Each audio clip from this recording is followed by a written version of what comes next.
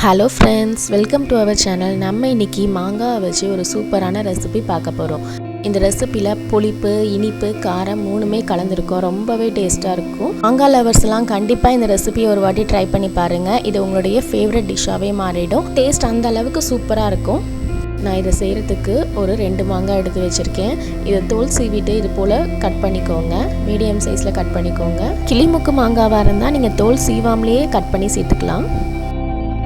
ஒரு பேனில் 1 டீஸ்பூன் எண்ணெய் சேர்த்து இதில் கடுகு 1/2 டீஸ்பூன், உளுந்து 1/2 டீஸ்பூன், சீரகம் 1/2 டீஸ்பூன், 2 காஞ்ச மிளகாவை கிள்ளி சேர்த்துக்கோங்க.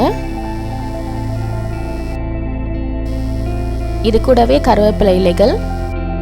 காஞ்ச மிளகாய் லைட்டாக செவந்த பிறகு இதில் 1/4 டீஸ்பூன் மஞ்சத்தூள், 1/4 டீஸ்பூன் பெருங்காயத்தூள். பெருங்காயத்தூள் சேர்த்துட்டுமே இது ஒரு வாட்டி மிக்ஸ் பண்ணிவிட்டு நம்ம கட் பண்ணி வச்சுருக்க மாங்காவை சேர்த்துடுங்க. மாங்காய் சேர்த்து இது நல்லா ஒரு வாட்டி கிளறி விட்ட பிறகு இதில் 1/4 டீஸ்பூன் உப்பு, 1/2 டீஸ்பூன் தனி மிளகாய் தூள் சேர்த்து ஒரு 5 மினிட்ஸ்க்கு வதக்கிக்கோங்க.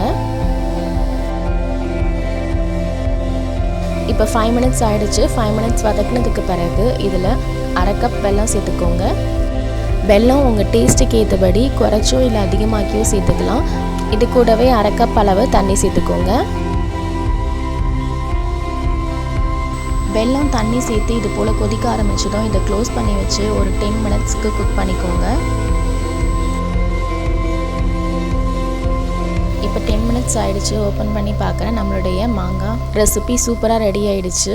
இது ரொம்பவே டேஸ்ட்டாக இருக்கும். இதில் புளிப்பு, இனிப்பு, காரம் மூணுமே கலந்துருக்காது. ரொம்ப டேஸ்ட்டாக இருக்கும். உங்களுக்கு இன்னும் மாங்காய் நல்லா மசிஞ்சு ஜாம் மாதிரி சாப்பிட பிடிக்கும் அப்படின்னா நீங்கள் இன்னும் ஒரு 5 மினிட்ஸ்க்கு லோ ஃப்ளேமில் குக் பண்ணிக்கோங்க.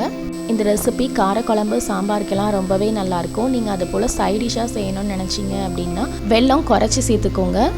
மாங்காய் லவர்ஸ்லாம் கண்டிப்பாக இந்த ரெசிபியை ஒரு வாட்டி ட்ரை பண்ணி பாருங்கள். இது உங்களுடைய ஃபேவரட் டிஷ்ஷாகவே மாறிடும். ட்ரை பண்ணி பார்த்துட்டு கண்டிப்பாக கமெண்ட் பண்ணுங்கள். மறக்காமல் சப்ஸ்கிரைப் பண்ணுங்கள். தேங்க்ஸ் ஃபார் வாட்சிங்.